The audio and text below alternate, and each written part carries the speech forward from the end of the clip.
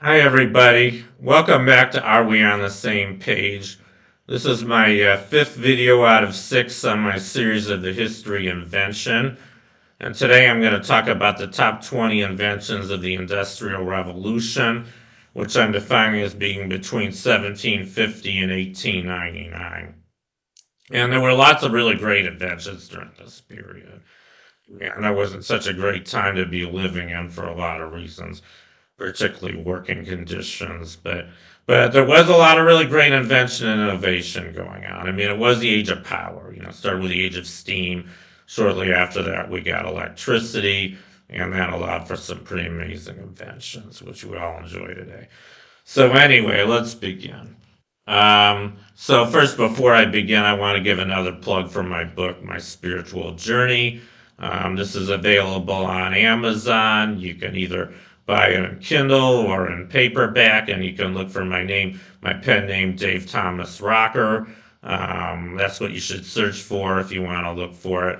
And I think you'll enjoy this book. It's got a lot of useful quotes, I think, about how to be a good person and live a good life, and I think you may find it helpful.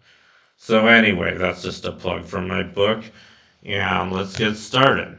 So before I get started with a countdown of what I consider the top 20 inventions of the Industrial Revolution, I'm going to briefly go over these six eras of human history. I've divided human history into six eras, and these aren't set in stone. I mean, a lot of it's kind of open to interpretation, but I think most people, or at least most historians, can agree with these general eras of human history. I mean, we started with the Stone Age. This was before agriculture, before civilization as we know it. We were basically just, one with nature, just kind of part of the natural environment. But, there were a lot of great inventions during this time. And that was my first series. I did the 10 greatest inventions of the Stone Age, which I'm defining between 5 million BC and 10,000 BC. And then the next big era was ancient times, and this was the beginning of civilization. Starting with agriculture, then we had cities, then we had a lot of the great civilizations I'm sure you guys learned about in history, like ancient Egypt and ancient Greece and ancient Rome, and also a lot of ancient China and India and the Middle East, all that. They did a lot of great stuff during that time. And that lasted from about 10,000 BC to about 500 AD, and I listed the top 20 inventions from that era because there were lots of key inventions. And then the third era I did was the Middle Ages, also known as the medieval era. And this one, this is open to interpretation, but I'm defining it as being between 500 AD, which is roughly the time of the fall of the Roman Empire, until 1499, the end of the 16th, the 15th century. That's usually regarded a little later than the end of the Renaissance. Most people, I mean, the beginning of the Renaissance, which is usually regarded as being around 1450, but I like to keep round numbers, so I made it 1499. I don't think it really made a difference. But I listed what I consider the top 10 inventions of the Middle Ages, since there wasn't a lot of innovation during the Middle Ages. It was also known as the Dark Ages for a lot of good reasons. So I listed the top 10 inventions in the Middle Ages. There's still some pretty key inventions. Then I did the Renaissance. That was last week. Renaissance involved a big flood of new ideas. Renaissance means rebirth, and it really was the rebirth of the Western world, Europe, I guess. In other words, we hadn't quite discovered the New World yet, although we did during this era.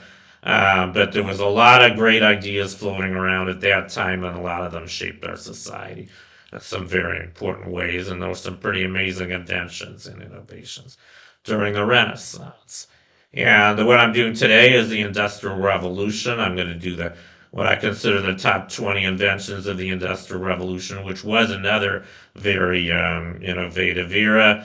Even though living conditions weren't so great, there was a lot of new invention and a lot of new ideas going around, which ultimately led to the last year on my list, the modern era, which I'm defining as between 1900 and 2024. I realize it's now 2025, but it's still early in 2025. And as far as I can tell, we haven't had any great inventions yet so far this year. But we're only 20 days into the year, so what do you expect? But anyway, I'll do this next week. And there have also been a lot of really amazing inventions in modern times, which I'll get to next week. I'll do another 20, my last 20. So anyway, that's just kind of an overview of the eras. So let's begin with the Industrial Revolution. So what do I have for number 20 on my list? The skyscraper. And I don't think we can deny that skyscrapers was a pretty revolutionary invention. I mean, before the late 19th century, all buildings were most about 5 or 6 stories tall, and they couldn't really build them any bigger. I mean, I'm going to get to this later, but the key invention that made skyscrapers possible was the safety elevator. I mean, that's why we were able to build these things, because skyscrapers would not have all been practical if we didn't have elevators to go up and down. I mean, for one thing, it's very hard to walk up 10 or more floors. This was the first skyscraper. This building is from Chicago. It's the insurance, the home insurance building in Chicago. Chicago was the first city in the world to have skyscrapers, by the way. And one reason for that is they had a big fire in 1871. Maybe you guys heard about the Chicago fire that was started by this woman who accidentally left her lantern in the shed and the cow kicked it over. There's even a song about it.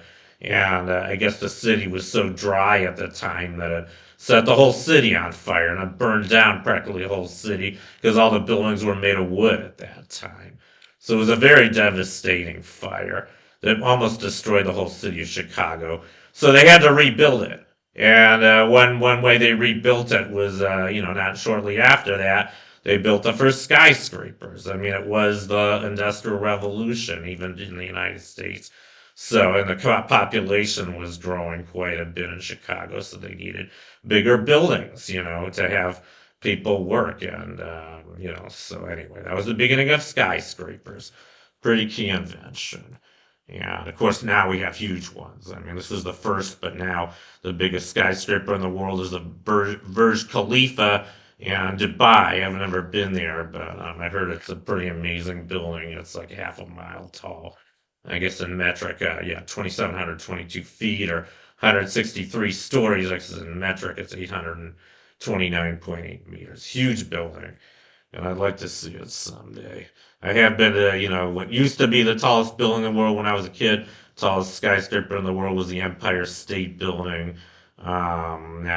Then later, shortly after that, they built the World Trade Center. I think you guys all know the original World Trade Center got knocked down in a tragic event, September 11th, 9/11. Some terrorists knocked it down with some airplanes. And now there's a new building in New York called Trade Center 1 that they built where that used to be. That's even taller than it was. It's 1,776 feet, out of I guess, July 4th, 1776, when our country was founded. And it's called Trade Center 1 or Freedom Towers. And I have been there. Pretty amazing building. They also have a big memorial, where one of the original buildings used to stand, honoring all the people who died. It was about 3,000 people who died in that tragedy. But anyway, I'm getting sidetracked here. Let's go to number 19. So like I already mentioned this one, the safety elevator. So skyscrapers, like I said, skyscrapers would not have been possible without this invention, the safety elevator, which was invented by a very famous guy named Otis, Alicia Otis. I think you guys know about the Otis Elevator Company. A lot of buildings still have Otis elevators. They made elevators for skyscrapers for many decades after he invented it. And he invented the first safety elevator in 1853. There were elevators before this, but they weren't safe. They were kind of pulled up and down by pulleys with ropes, and the ropes could break. But this one had a safety mechanism. It had a platform, so in case the rope broke, the platform would stay in place. It was a chain, the platform was attached with a chain. So So elevators are safe because of Otis, and that's why we have them in skyscrapers now. So it was a really key invention. Number 18, dynamite. Okay, it seems like every era involves a destructive invention. And it really, this is kind of a tragedy, I think. I mean, dynamite, we all know it's destructive power. I mean, but it was invented by a pacifist, believe it or not. It was Alfred Nobel. The same Nobel for the Nobel. He also started the Nobel Prizes. There's like 5 different Nobel Prizes for outstanding intellectuals in different fields that are awarded every year. I think there's like, let's see if I can remember the categories. One of them is peace, because he was a pacifist. Maybe I don't have to say the other ones, but literature, chemistry, physics, one other one, biology, I think. There's no Nobel Prize in math. Maybe before I go on, I'm just going to explain why there's no Nobel Prize in math. There is the Fields Medal in math, which is kind of considered the equivalent of the Nobel Prize. But the reason there's no Nobel Prize in math, at least this is the reason I've heard, was that Nobel's best friend was a mathematician who ended up having an affair with his wife. So he got very jealous, and he took out his jealousy on the entire mathematics community by not offering a Nobel Prize in math, which I don't think was very fair because I'm a mathematician. I never slept with his wife. So anyway, enough of that. But he did invent dynamite, and the reason he invented dynamite was it was in 1867. He was convinced that dynamite was so destructive that he thought it would make warfare unthinkable. He thought it would end war because he thought that since we now have dynamite and we could, in principle, use it in wars, he thought that people wouldn't be fighting wars anymore. Well, guess what? It didn't stop war. No invention has ever stopped war. And Einstein had a famous quote about this. He said, "You can't simultaneously prevent and prepare for war." So it looks like weapons can't stop war. I mean, if anything, I think they even make it more attractive to a lot of people because the more destructive power you have, I guess, if you're really power hungry, you'll figure out ways to use the most powerful weapons you have for victory, and that seems to be the case with just about all the weapons that have ever been made. Except for I guess hydrogen bombs. We've never used a hydrogen bomb in a war, and I hope we never do. We have used the A-bomb, and we did use them at the end of World War II, as I'm sure you guys all know. Hiroshima and Nagasaki, that's the only times we've ever used them in a war, but, I hope it doesn't happen again. And dynamite's bad enough, I think. But in all fairness, dynamite does have other good, practical uses. It's also used to destroy abandoned buildings so we can build new ones in their place, so I guess it has some good uses too. But anyway, that's dynamite. Number 17, the typewriter. I think this was a pretty great invention. I mean, there aren't too many typewriters left. People don't really use typewriters anymore because now we have PCs, we have word processors, right? I mean, you still have keyboards on PCs, like we used to have on typewriters. Yeah, there's still the same keyboard that was used on these old typewriters. It's called the QWERTY keyboard. And there's a funny story about that. I mean, why do we use the QWERTY keyboard, which isn't a very convenient keyboard? I mean, it's not at all optimal. And as a matter of fact, there was another keyboard that was designed, I think, in the 1950s. It was known as the Dvorak keyboard, which was designed so that to give optimize typing speed because you'd have the most common letters in the middle, where they're easier to get to, and the most rare ones on the outside. And actually, what's interesting is the inventor of the typewriter. I guess that was there were a couple of them, Christopher Lee and Carlos Glidden. What they found, the first typewriters were manual, obviously, because electric typewriters came much later. So you had these manual typewriters like the one on this picture. And this was invented in 1868, by the way. And what happened was that if at first they tried. I think these guys tried to do a more optimal design of the keys on the keyboard, but what happened was the keys would get jammed. Because it was a manual device and they were typing too fast. So the keys would keep getting jammed. So they purposely made it harder to type. They moved the keys around so that some of the more common letters were now on the outside, some of the less common letters were on the inside, and people were typing slower. I think you could type about 50% faster if you optimize the position of the keys. So they slowed it down enough so that the keys wouldn't jam.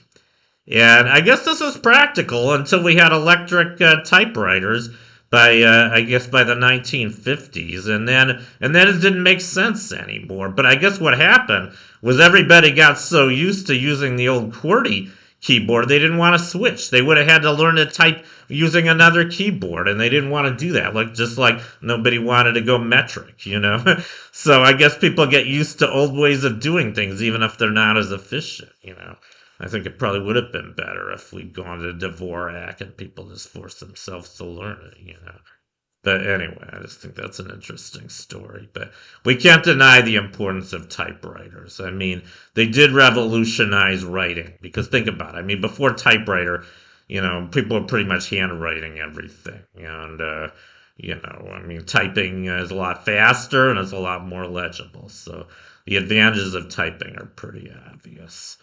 So that's a typewriter. Number 16. This is a really important one. The Xray machine. I mean, I think just about all of us have gone to doctors and gotten X-rays. I mean, at least a dentist. I mean, this is kind of a routine. When doctors check dentists check your teeth. Maybe it's not every visit, but once a year or two, they like to take X-rays of your teeth because they want to make sure that your teeth are okay, that there's no abscess teeth or cavities or any of that. And, X-ray is a really amazing device. And it was invented by this physicist named Röntgen. And it was an accidental discovery. He was playing around with these cathode rays. I mean, he was playing around with early versions of the cathode ray tube, CRT, which is the same thing in the old television sets, this was way before television, obviously. This is the late 19th century. But what he found when he was playing around with these cathode rays was that, if you shined them on, I think it was, I don't remember, some kind of fluorescent material, it would make a green glow. He wasn't sure what this green glow was, but then he found when he put his hand through it, he could see through his hand. It would make an image on a piece of paper, and it would show the bones in his hand. That was X-rays. So it turned out this green light was really X-rays. And it turned out he didn't know what they were at first. They were called Röntgen rays before we knew what they were. What it turned out they were was just a high-energy form of electromagnetic radiation, just like light. I mean, there's the electromagnetic spectrum is something like 80 octaves or, 30 orders of magnitude, goes all the way, down to the lowest frequency radio waves. Those are the lowest energy electromagnetic waves. It goes through, that, and then it goes through microwaves. It goes through infrared light, visible light, ultraviolet light, and past ultraviolet light is X-rays, which is a very high energy form of radiation. It's also dangerous if you expose yourself to too much of it. It can harm your tissue. But beyond X-rays, you have gamma rays, which are even more harmful.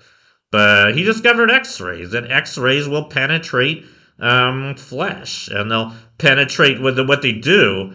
I know a lot of physics. What they do is they penetrate materials that have a low atomic number. They're low on the periodic table, so it'll penetrate water really easily because that's just hydrogen, oxygen. It'll also penetrate flesh because that's mostly, organic compounds like carbon and phosphorus and sulfur. Those are all low on the electromagnetic spectrum. But it won't penetrate your bones because your bones have a higher atomic number. I mean, they have calcium, so it has a harder time going through calcium, and especially metals like iron. That's why X-rays will not penetrate metals. So if you look at this picture on the bottom, this is the first X-ray that was ever taken. Röntgen did this himself. It's an X-ray of his wife's hand. And it's a pretty amazing X-ray because she was wearing her wedding ring, and you can see it very clearly. You can see the bones in her hand. You can also see the wedding ring she's wearing, but you can't see the flesh part of her fingers, and that's what makes X-rays so remarkable. You can see the inside of the human body. And obviously, not just for dentistry, but I think more critically, for medicine, it was a revolutionary invention because you can treat diseases this way, or you can see what's inside your body. Maybe there's some things like, stuck in your body, maybe you have broken bones. You can see where your fractures are, and then you know what to repair. So, obviously, a very important invention. Number 15, the sewing machine. Seems like every era I've been featuring a device involved in textile manufacturing. And, sewing machine was really kind of an individual machine. But it was a really revolutionary machine because it allowed people to sew so much more easily than they could before. You had a machine that would do it automatically. I've never even sewed in my life, but, you have to take a needle, you have to, you have a thread through a needle, and you pull it through the clothes or whatever kind of, material you're trying to sew together. It takes a long time because you have to do it back and forth, hundreds of times maybe. Sewing machine, you can do it like 100 times faster. And the old models, they were mechanical. You still had to pedal them, but they were so much more faster and more efficient and allowed tailoring. It revolutionized tailoring because tailors had to do this. And so now you could alter clothes a lot faster and revolutionize the tailoring industry. And pretty great invention, I'd say. Yeah, and eventually we got electric sewing machines by the 1970s. So now it's even easier to sew. Though I haven't seen a sewing machine in a long time. But anyway, it was a pretty great invention. Number 14, the steamboat. This is another invention I don't think we can deny the importance of. You don't see too many steamboats anymore, but it was the first boat that used steam power. It really was very important in the 19th century. The first one, I guess, was built in 1783. I don't think there were too many that were used in the 18th century, but I'm sure you guys all know about the steamboats that were used in the United States along the Mississippi River in particular.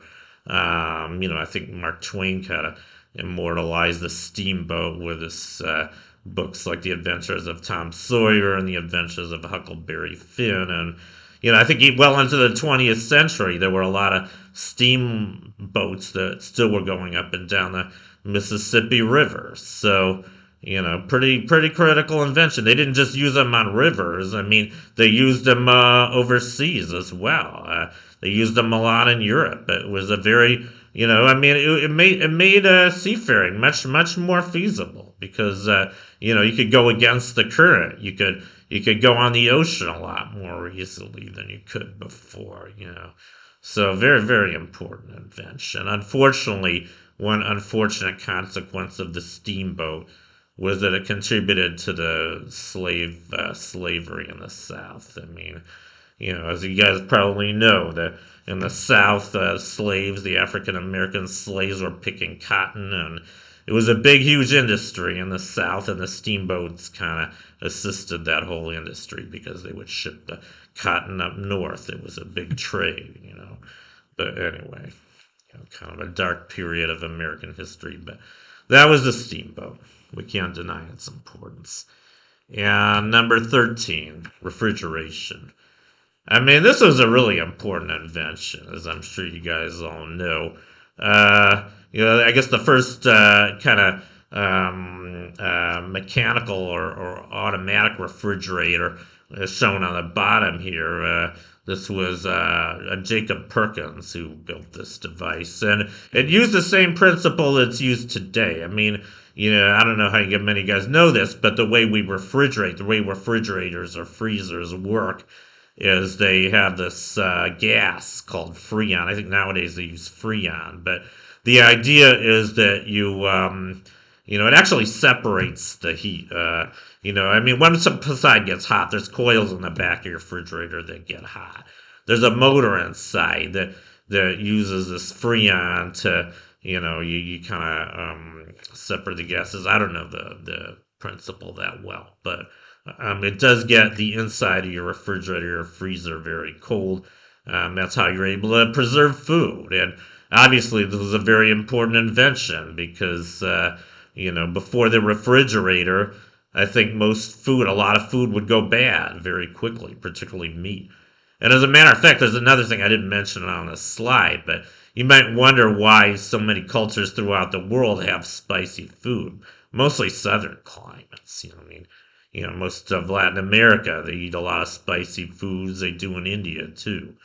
And you might wonder how spices became so popular. Well, I learned this a long time ago. Before we had refrigeration, spice was about the only way we had to preserve meat that went bad.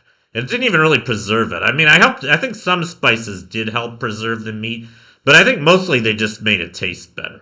Because the meat would get, as you guys probably know, when meat spoils, it gets very rancid. I mean, tastes really bad, especially fish, and it can make you sick too. But I guess they would get rid of a lot of the stench with the spices they use. So it was kind of a way to mask, the stench of rotten meat.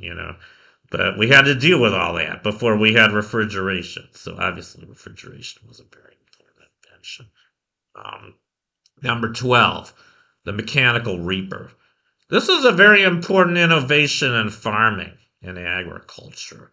And, I am a little bit of a novice on this, but I know that, I guess the first mechanical reaper was invented in 1831, and it was invented by a guy named Cyrus Hall McCormick. He was an American, I guess he was a farmer, and he wanted to grow grain more efficiently, and this reaper allowed him to do that. It was a very efficient machine for, as they say, reaping the grain out of the ground. It had these blades in it that went in and out. It was kind of a mechanical device that mechanized what was before a very painstaking process of reaping grain, which people had to do by hand with like plows and machetes or whatever. Now you had a big device that was run by horses. Now we have even more efficient ways to do this. But this is kind of the beginning. This is the mechanization of agricultural manual labor. It was a very key invention. And anyway, so that was the mechanical reaper. And then number 11. Now we're getting some big ones here. The electric telegraph. I mean, this was a really revolutionary invention. I don't think we use telegraphs too much anymore, but they were used for a really long time. I mean, the telegraph. I think the amazing thing about the telegraph is that it was the first form of basically instantaneous communication all over the world. I mean, with the telegraph, it was the first electronic form of communication. And it didn't use your voice, and it relied on a code. I mean, the guy who kind of perfected the United States was this guy named Samuel Morse, so I'm sure you're all familiar with. He invented the Morse code. He did not invent the telegraph. That was done a little bit earlier by some guys in Europe, I think. Göttingen University. Actually, there were a couple of physicists who made the first telegraph. Very famous guys. Carl Friedrich Gauss and James Webber in 1833. They made the first telegraph and they demonstrated it. But their telegraph only went like about 1 mile. I mean, it was at Göttingen University. They just kind of demonstrated it. But later, people developed, bigger telegraphs, and they started transmitting messages over long distances. And pretty soon they were transmitted all over the world. And, instantaneous communication overseas, all over the world, just with this code, this Morse code, which is pretty easy to use. Actually, my uncle was really into what was called amateur radio in the 1950s and early 60s, I guess. And they were still using Morse code back then. I don't think practically anybody uses it anymore. But, ships were using Morse code, and there were people that were amateur, radio transmitters and receivers that people used to send and receive messages. You could communicate with people all over the world if you just knew Morse code. And my uncle learned Morse code and he got really good at transmitting it and receiving it. He could transmit about 22 words per minute. He could receive about 15 words per minute. Not nearly as fast as ordinary speech, but he was able to do it. So he was able to communicate with people all over the world with these amateur radios, and he really enjoyed that. But now I think hardly anybody uses Morse code anymore because now it's easy enough to, just transmit and receive ordinary radio signals, with, I guess even with smartphones you can do that now. So these are obsolete. But for at least 100 years, over 100 years, they were a really great form of communication. Telegrams, I'm sure you guys know about telegrams. Western Union was sending out telegrams to people. So, and that used the telegraph. So that was the electric telegraph. And then number 10. Now we're getting some really big ones now. Photography. I mean, think about how important photography is. We kind of take it for granted today. But, photography, at least film photography, wasn't invented until 1826. And just think about it. I mean, with photographs, you can take reliable images of anything you want, pretty much. I mean, we didn't used to be able to do that. And this, I mean, I didn't even mention this in this slide, but one consequence of photography was it revolutionized art. It revolutionized painting. I mean, the whole Impressionist movement was inspired by photography because what happened was before the camera, before photography, artists were trying to draw, paint pictures as accurately as possible. I've seen paintings from the 18th century that just show amazing detail on buildings. They almost look like photographs. And that's exactly what the artists were trying to do because we didn't have photography yet. They were trying to make as reliable an image as they could of something in the real world. And once we had photography, they didn't need to do that anymore. So they could experiment with painting a little bit more, and that led to a lot more abstract forms of art, like Impressionism, later Post-Impressionism, later modern art, which included Cubism and all this other really abstract art. That all started because of the camera.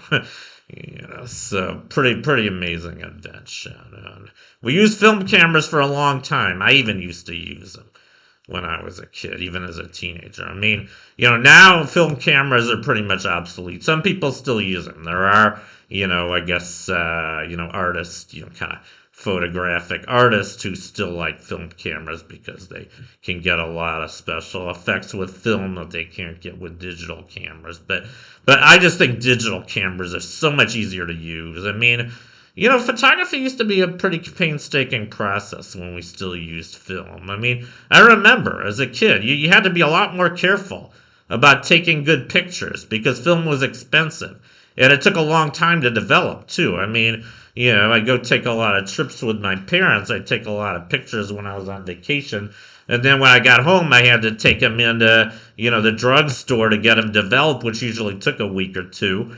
And, the developing was expensive, and, you kind of had to make sure you took good pictures because the film was kind of expensive too. Now, you can just shoot away with your own cell phone, so it's really easy to take pictures now, digital pictures, but we have photography. Film photography was really important for a really long time. And, movies used to be made with film. They're not anymore. I mean, they're converted to film, I guess. But everything's digital now. But anyway, that was photography. Very important invention. Yeah, number 9. Well, this is a good one. The hot air balloon. This was the first device that was used to go through the air, to travel through the air, before airplanes. This has been a dream of humanity. I'd say probably the whole time we've been a species, I'll bet. I'll bet that people have dreamed of flying. I mean, think about it. I think even the cavemen. Because what are the cavemen doing? I mean, they observe birds, right? We've seen birds our whole life. All over the world, there's birds and there's bats and there's insects. They all fly. And I'm sure people have been wondering, pretty much from the beginning of man, if they can do it, why can't we? And that's what Dorothy asked in The Wizard of Oz, But, I don't think it was just her. I think pretty much everybody's been asking that question. And everybody always wanted to fly. I mean, most of us have had dreams of flying. And, we finally able to get off the ground in 1783 with these hot air balloons. And, yeah, ballooning was very popular for a long time. I mean, and the first hot air balloon, it was made in France. Not 1783. It was Etienne Montgolfier in Annonay, France. He made the first flight in a hot air balloon on October 19th, 1783. And the principle of ballooning is pretty simple. I mean, these are what are called lighter than aircraft. I mean, by contrast, airplanes are heavier than air. They work by lift. The wings give them lift by Bernoulli's principle. But before we were able to use Bernoulli's principle to build flying machines, we had to rely on lighter than air vehicles like hot air balloons.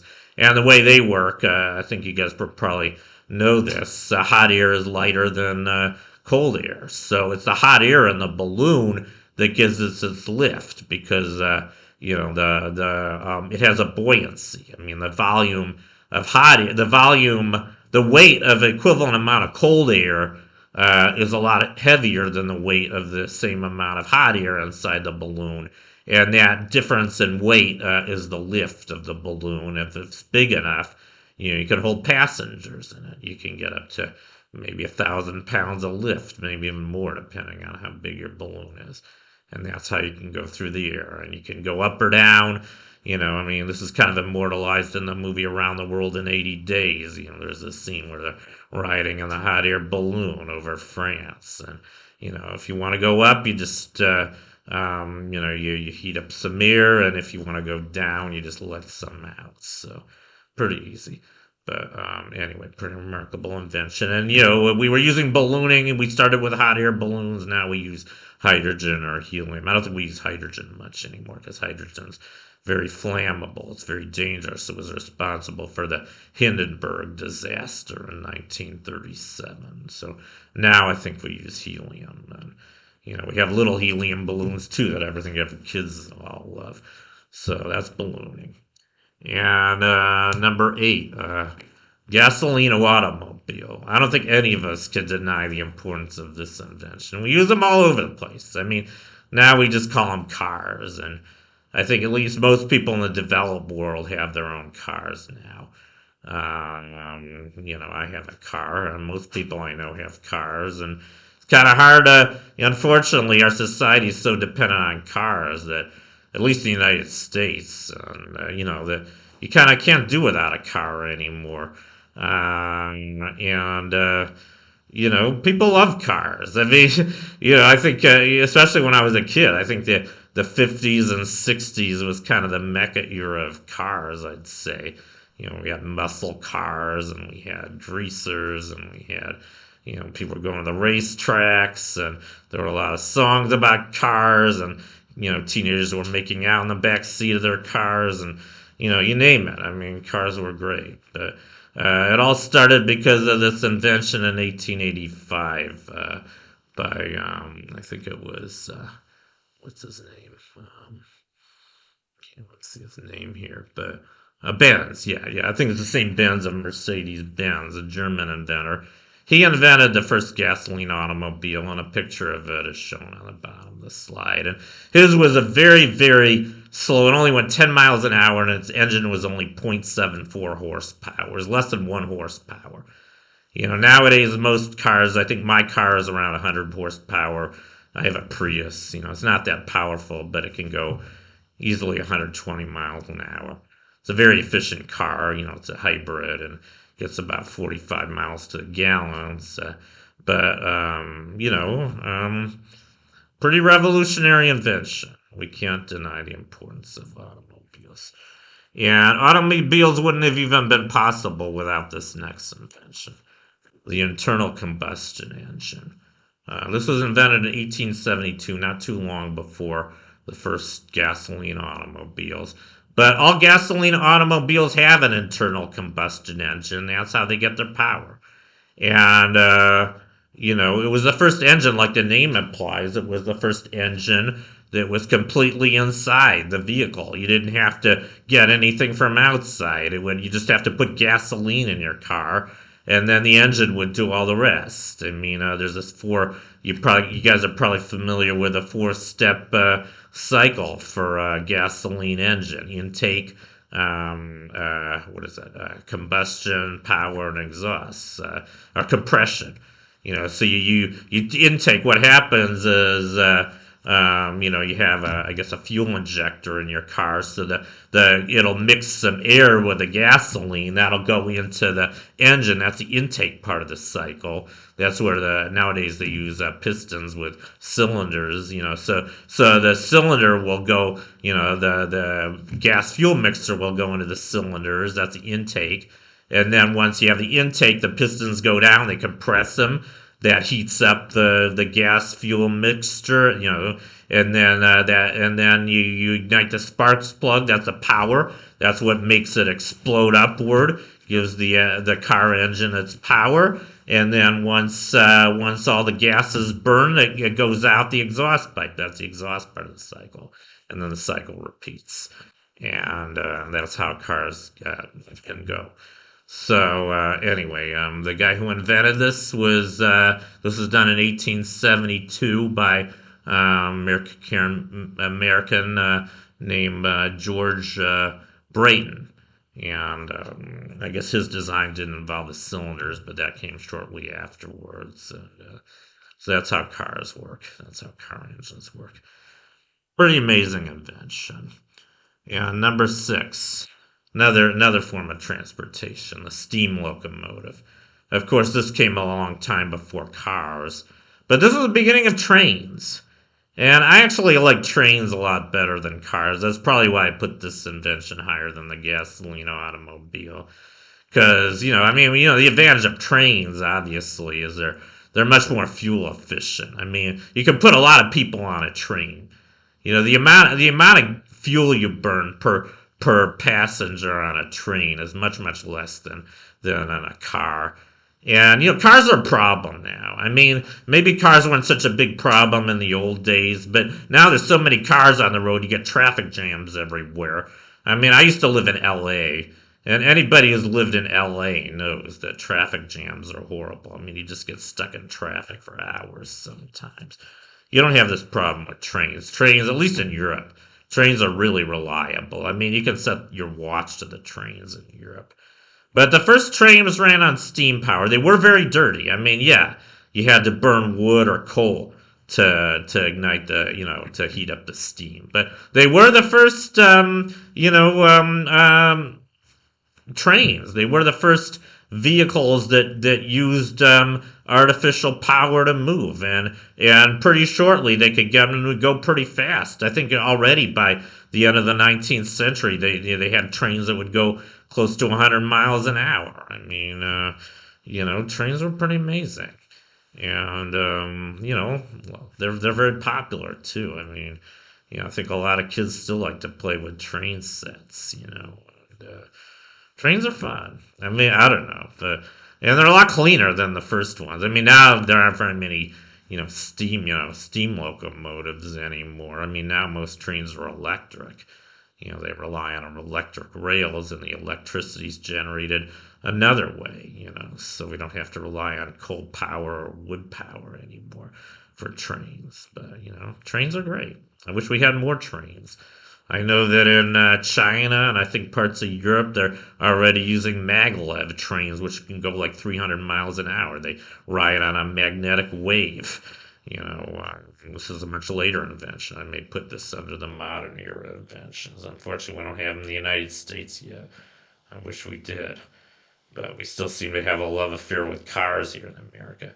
Trains aren't that popular anymore here in the United States, which I think is really unfortunate because, in the 19th century, I think America was a leader in building trains. I mean, the first transcontinental railroad was built in 1869 by a guy named Stanford. I guess that's what Stanford University was named after.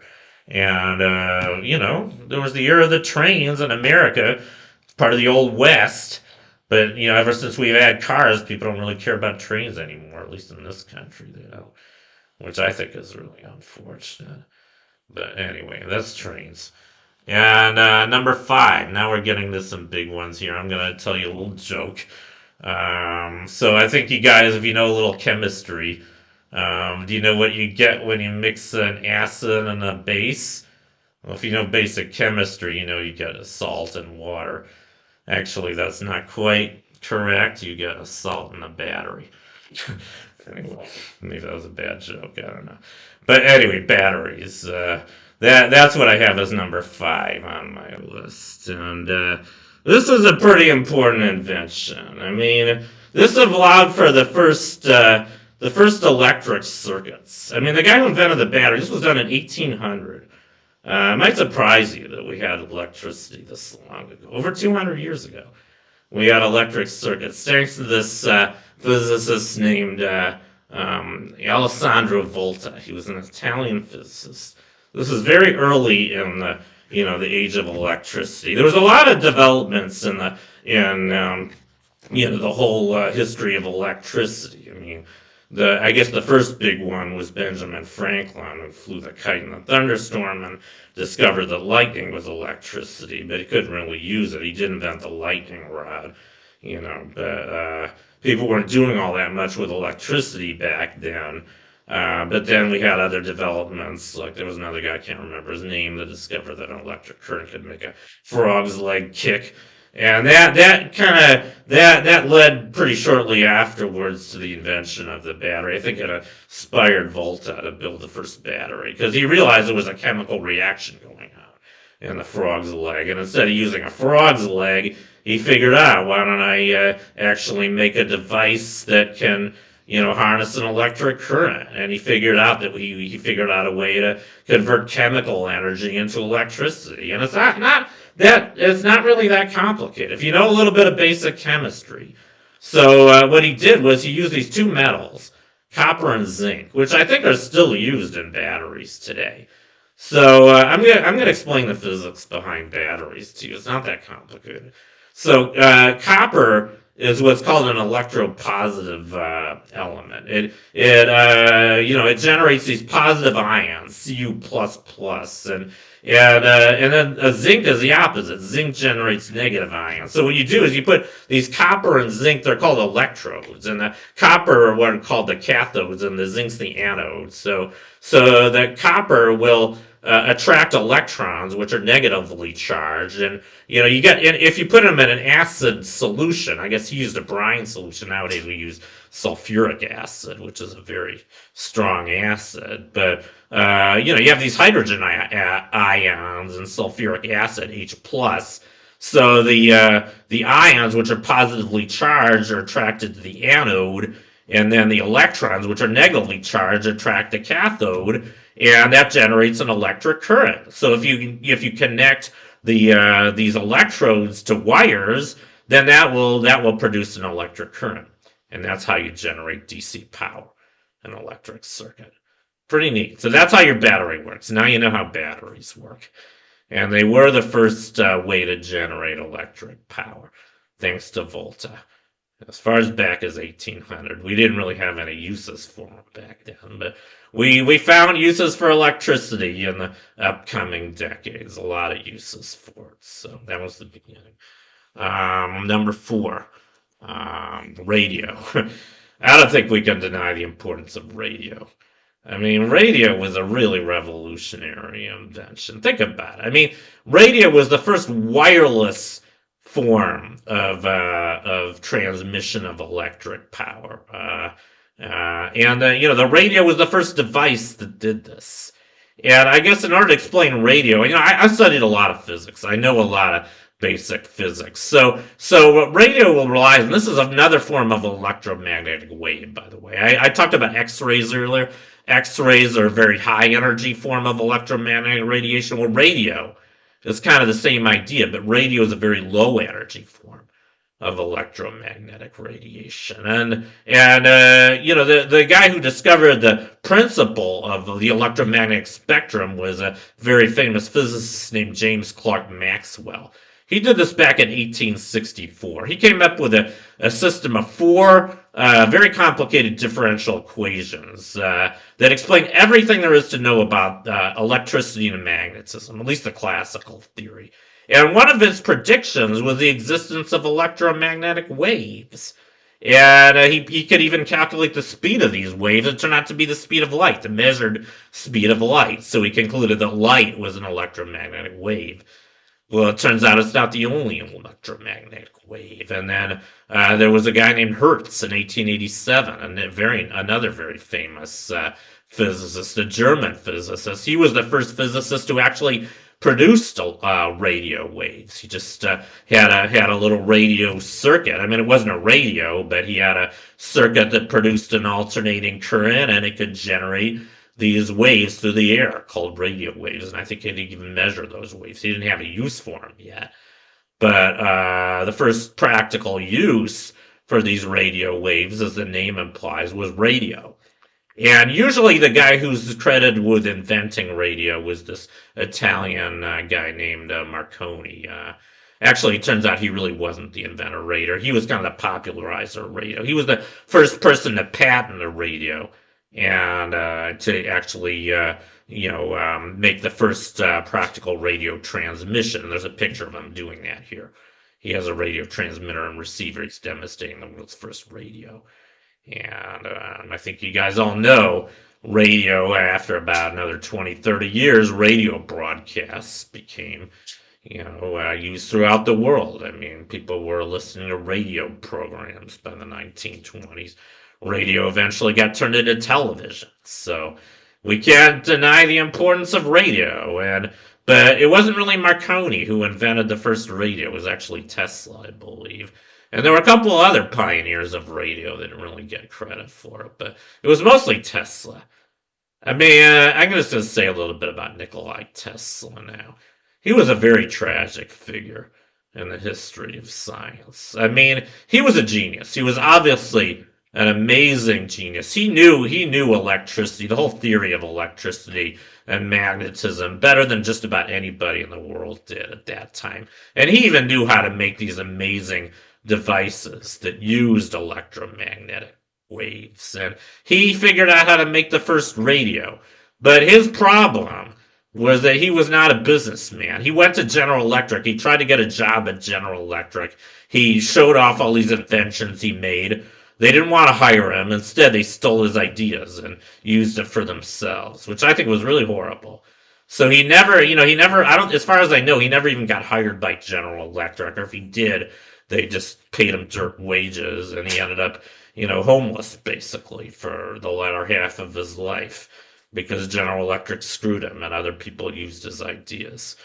So, very tragic figure, in my opinion. But one guy who did profit from radio was this guy Marconi, and we all know radio was a very important invention. So, anyway, that's radio. Number 3, the telephone. I mean, these are big inventions. I mean, who hasn't used a telephone? I mean, telephones are such an important part of our society. I was talking about the telegraph earlier. Well, the telegraph was the first kind of instantaneous form of communication that used electricity. But the problem with the telegraph was you couldn't transmit your voice over a telegraph. You had to transmit these Morse code signals. Well, what Alexander Graham Bell did when he invented the telephone, he came up with this device that could do exactly that. He came up with an electronic device. This is back in 1876.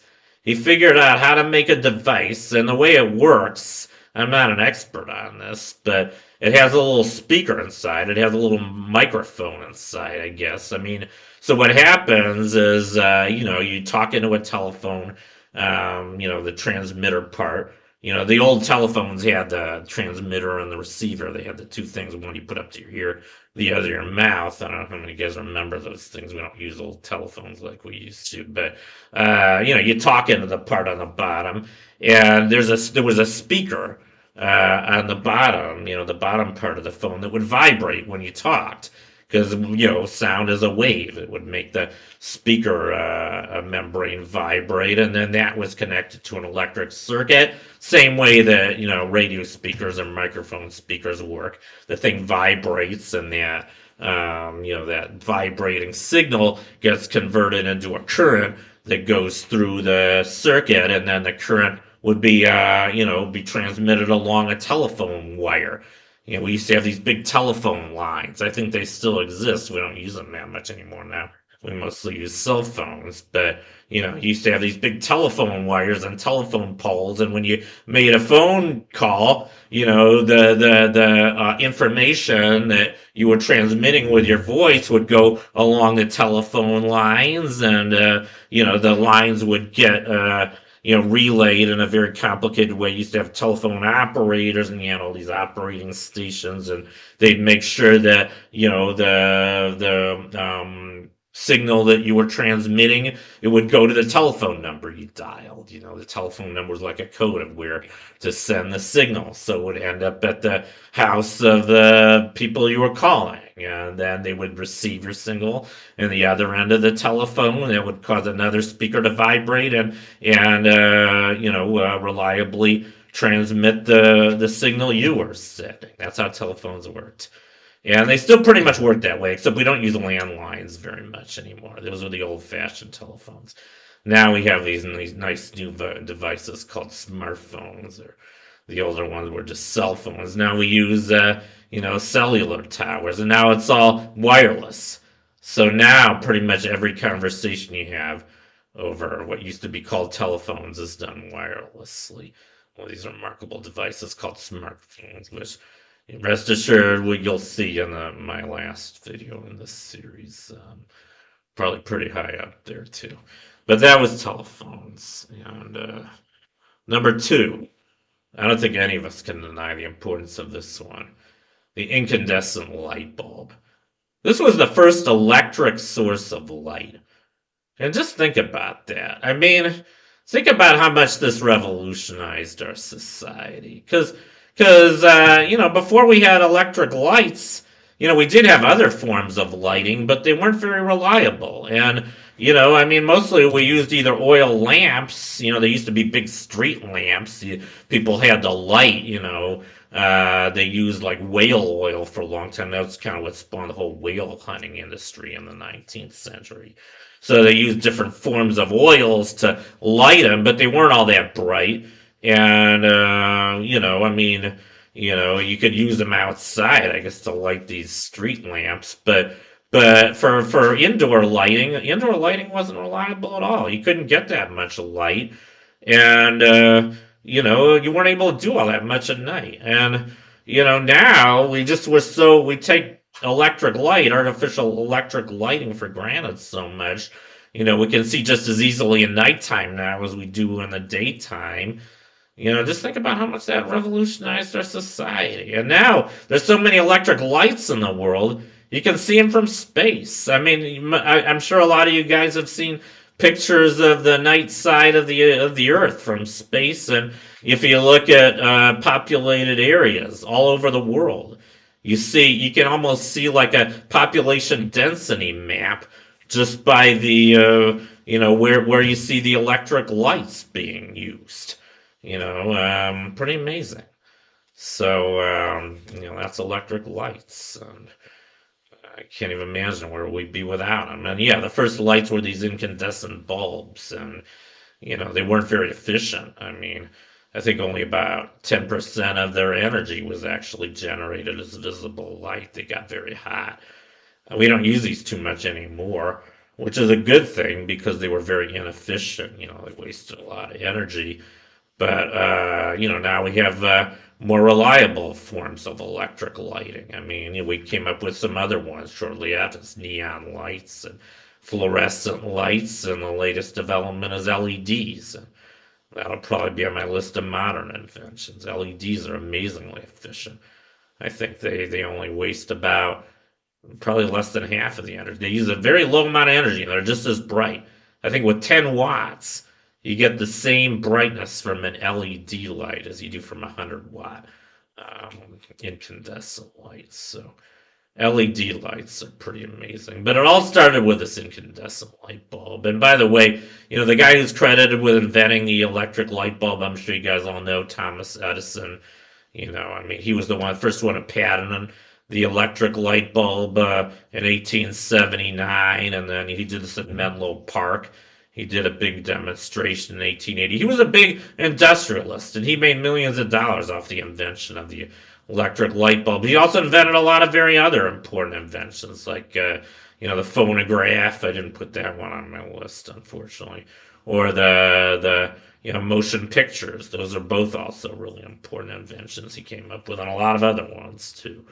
So he was a really great inventor, but from what I hear, he was also kind of an asshole. And I think there were other people who contributed to the invention of electric lights, incandescent lights, that didn't get credit. I think I named a couple of them here. One of them was an Englishman named Joseph Swan. He came up with his own incandescent light bulb, I believe in 1878, the year before Edison did. But unfortunately, his didn't work so well.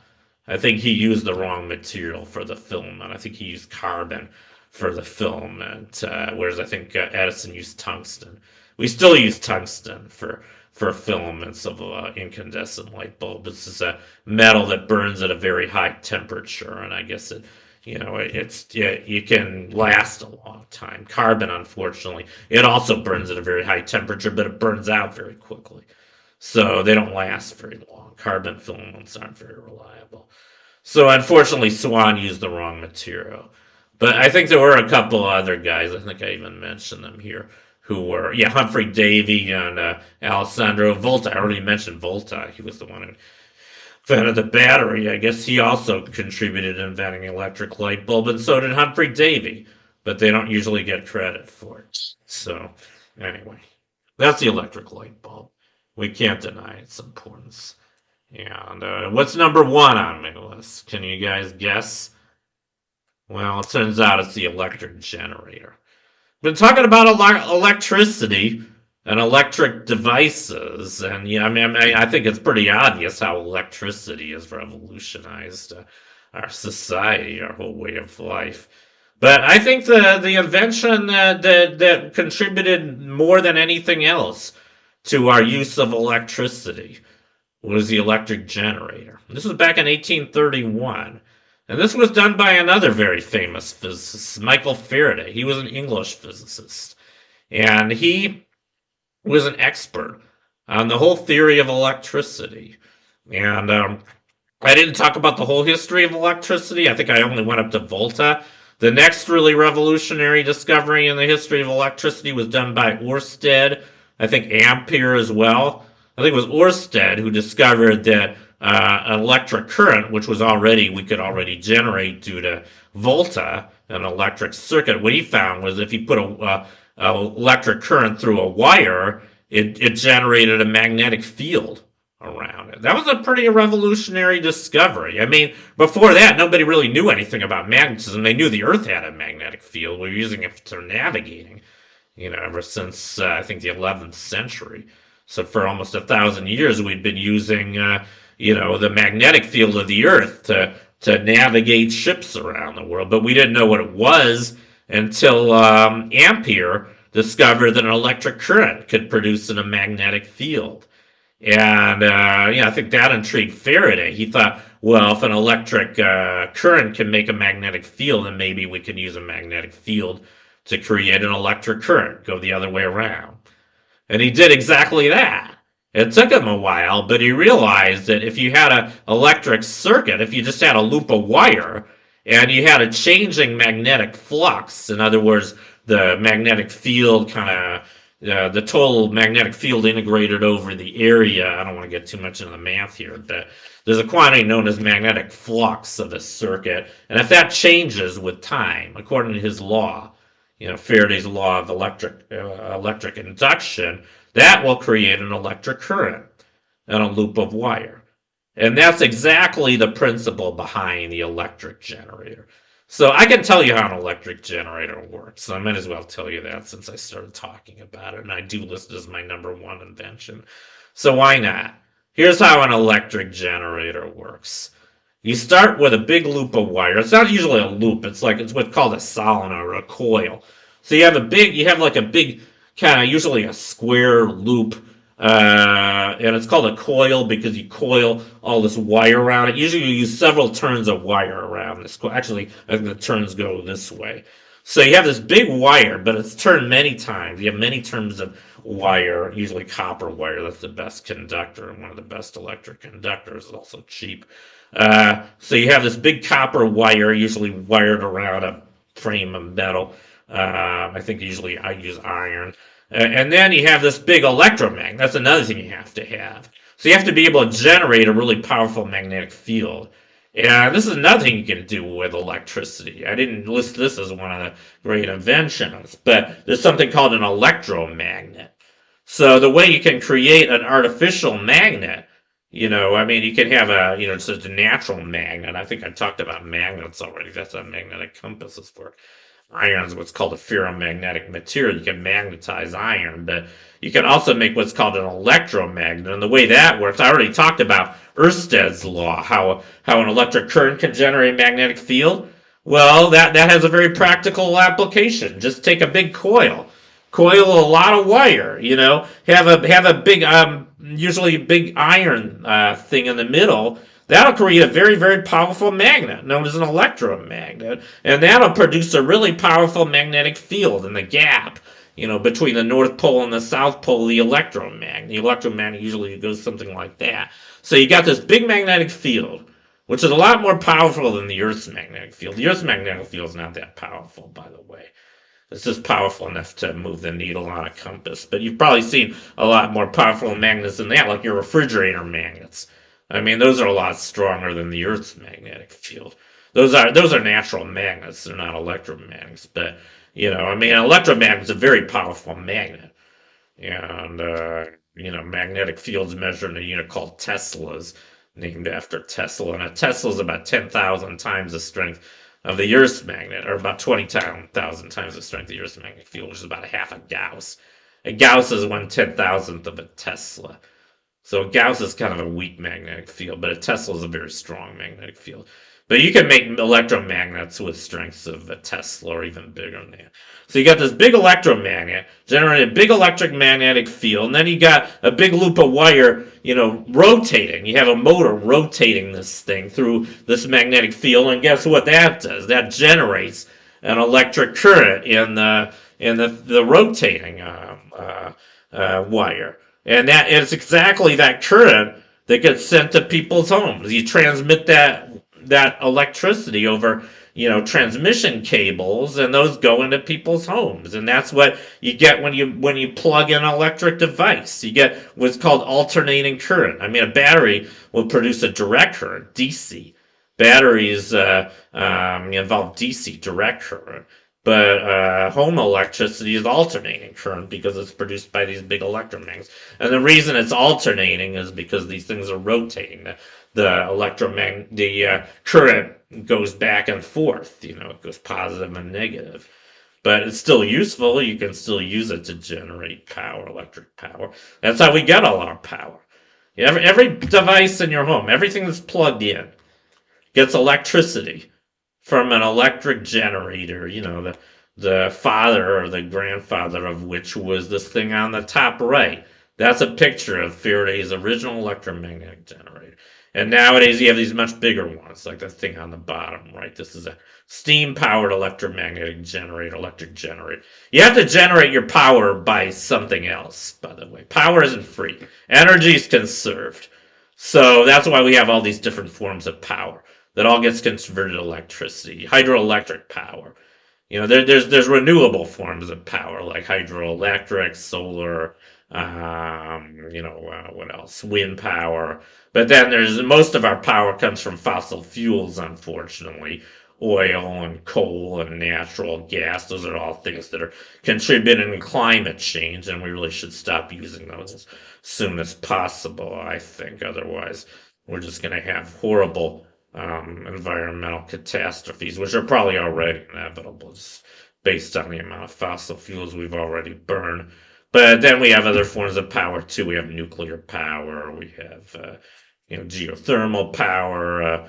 I think we should have more nuclear power plants. I know nuclear power got very unpopular during the 1970s because people started working and worrying about, the radiation from the spent fuel, the radioactive waste.